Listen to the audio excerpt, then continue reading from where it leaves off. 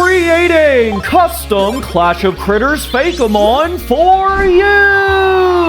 Welcome back, everyone, to the show where we select lucky commenters to spin a series of random wheels that give us factors for a Fakemon that we then create just for you. For today's episode, we're going to be making 5 custom Fakemon, with the added challenge of making whatever we get tie into today's video sponsor, Clash of Critters, a free mobile game where you collect, evolve, and battle with over 100 different critters, each with super unique and charming designs that are just begging to be a part of this series. So without further ado, let's get into the first Fakemon. And the first one will be for Jackson LeChonk. Do not joke like that. So alright, Jackson, let's start by getting the power level we'll be working with, and you're going to be a pseudo-legendary. That is awesome. And it means we're going to be making something super powerful. Now, every pseudo has had 2 evolutions, but we still spin this wheel where you have a small chance to get less than that or a split evo, but you got the standard 3 stage. And now let's see what typing this Fakemon will be. Your first type is going to be the Ghost type. That might be a little difficult for the critters. And Ghost Fire type. That's some extremely cool typing if I've ever seen some. And the last step, before we see what your Fakemon's gonna look like, let's see if it has an X factor, and none this time. Introducing Embark, the Fire Puppy Fakemon. Based on the critter Pyro Pup, this ghostly dog spirit is said to have once been an extremely loyal puppy that passed away in its owner's arms. However, its love for its owner allowed it to hang on to the mortal realm, as it now aimlessly floats across the land in a never-ending search to be reunited with its owner once again. Upon reaching level 30, it'll evolve into Small Duo. After years of searching for its owner to no avail, this pup has instead formed a bond with a fellow member of its species. With the pair becoming so close, they become an entirely new entity. And these two trauma-bonded canine spirits are so protective of one another that it actually makes the creature super aggressive. And upon reaching level 56, it'll evolve into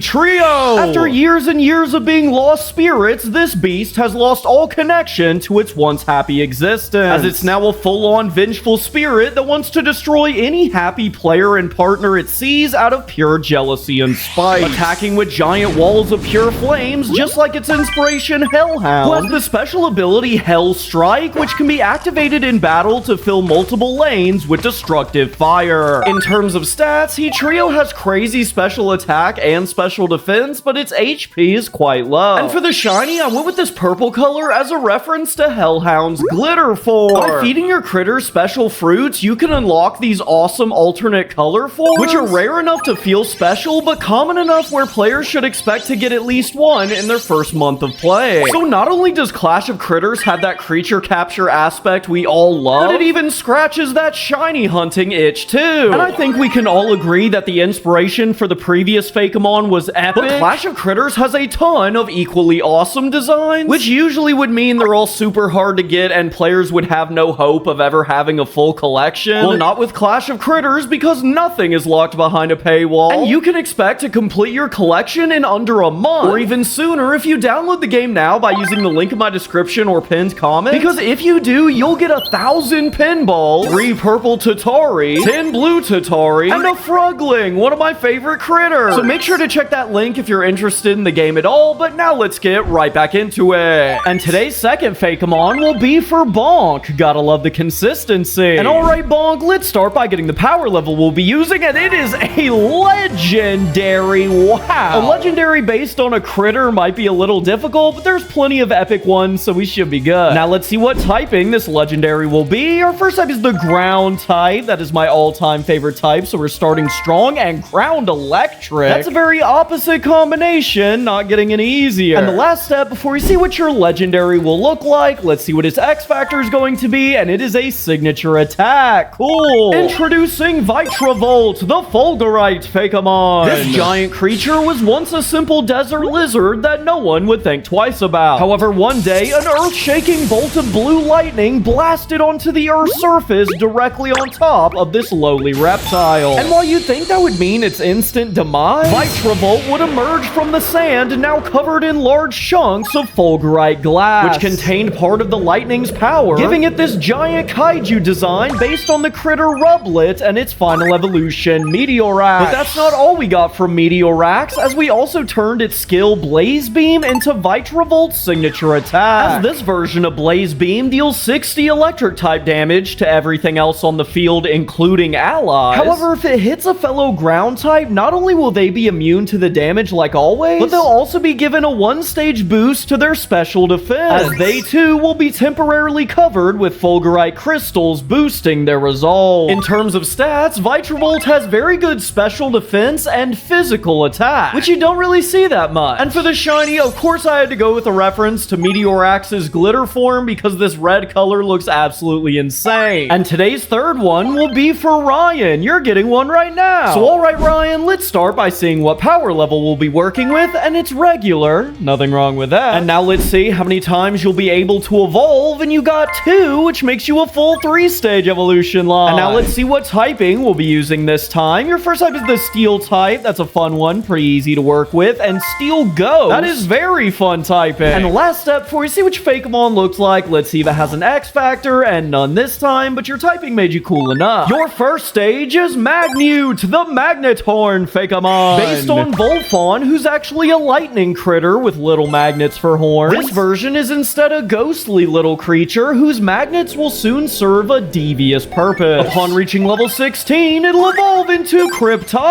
This strange deer is made to feed on ghost types, as the magnets on its head aren't able to pull in metal, but instead can pull and push away spirits. In fact, Cryption can be seen wandering the forest at night before spotting a wandering ghoul, lowering its horns and beginning to slowly pull them towards their doom. Upon reaching level 33, it'll evolve into Poltier, now overflowing with spiritual energy after slaying so many apparitions. Its branched horns now constantly pulsate with a burst of ghostly aura that knocks back everything that gets too close, giving it a similar effect to Spirit Pressure from Bleach. In terms of stats, Poltier has insane special defense and is pretty fast, but its offenses are pretty mid. And for the shiny, I went with this yellow color as a reference to the original Zap Antler, because I actually already based Poltier off the glitter form because those blue flames looked very spectral, so the shiny's a callback to the original. And today's fourth one will be for Cookie Craft. Thanks so much. And let's start by getting the power level you'll have, and you are going to be regular again. Still nothing wrong with that. And now let's see how many times your critter creation can evolve, and you got 1, which makes you a classic 2-stage evolution line. And now let's see what typing you'll be. Your first type is going to be the Psychic type. We don't get that type too much, so that's good. And Psychic Fighting, again, a very opposite combination, so that's fun. And last step, before we see what your Fakemon's gonna look like, let's see if it has an X Factor, and you do another signature attack. Interesting. Your first stage is Tai Chimp, the Aura Clone Fakemon. This curious little monkey uses its psychic powers to create its own best buddy, as by making a clone of itself out of pure energy, it's able to play all day with its pseudo-imaginary friend. It's a super fun and charming quality that comes from its critter counterpart Punchimp, whose skill Clone Capper causes it to wiggle its hips and summon a fighting clone. And upon reaching level 31, it'll evolve into Clocom, a much more aggressive and skilled fighter wielding a staff inspired by Punchimp's final evolution, Rockon. This warrior doesn't just make its own clone for fooling around, but instead to give itself an unfair advantage in every fight. As by making itself a copy that mimics its fighting style, it basically turns every fight into a 2v1. And this is reflected in its signature attack, Clone Fu, a multi-hit fighting type move that deals 30 damage and hits 1 to 2 times, with each strike having 80% accuracy, which on its own would be pretty bad, but if both hits land, it also gains a 1-stage evasion boost. And of course, we all know how annoying that could be. In terms of stats, Clocong is a mixed attacker because it has good physical attack and special attack. And for the shiny, I went with this blue color as a reference to the glitter form, but I also made the clone blue as a cool detail. And today's fifth one will be for Carrie. We really have come a long way. And let's see what power level we'll be working with, and it is a fossil fossil. That's actually super strange. It's not like Clash of Critters has fossils, so I have no idea what we're gonna do with that. And now let's see how many times your fossil can evolve, and you got 0, so you'll just be a 1-stage fossil. And now let's see what typing your fossil will be, besides of course the rock type, and it is the ice type. That is not good defensive typing, but it's interesting nonetheless. And the last step, before we see what your fossil will look like, let's see if it has an X factor, and none this time. Introducing Glycer, the gliding claw Fakemon. Like I said, there actually aren't anything like fossils in Clash of Critters, so we actually based this off of Frostnip, the adorable ice cube kitten, and its final evolution, Frostique, who's based on the Palace cat, and uses its large tail to not only sit on, but glide around on as well, like a super cute bobsled. And Glycer does the same, but in not nearly as adorable of a way, as during ancient times, it used its giant tail to sail down frozen surfaces, making it one of the fastest hunters in its day. In terms of stats, Glycer has very good speed and very good HP, which is not a combo you see often. And for the shiny, I had to go with one more reference to the glitter form. Don't forget to download Clash of Critters by using the link in my description, because again, it's free and you get a ton of awesome rewards for doing so. And if you want your own critter creation for potential part 2, then let me know in the comments what your favorite critter in the game ends up being, because we just might turn it into your own Fakemon. And I appreciate you all letting me do these sponsored videos. They help so much with all the crazy projects we do over here. And speaking of, I'll see you in the next one, but until then, peace.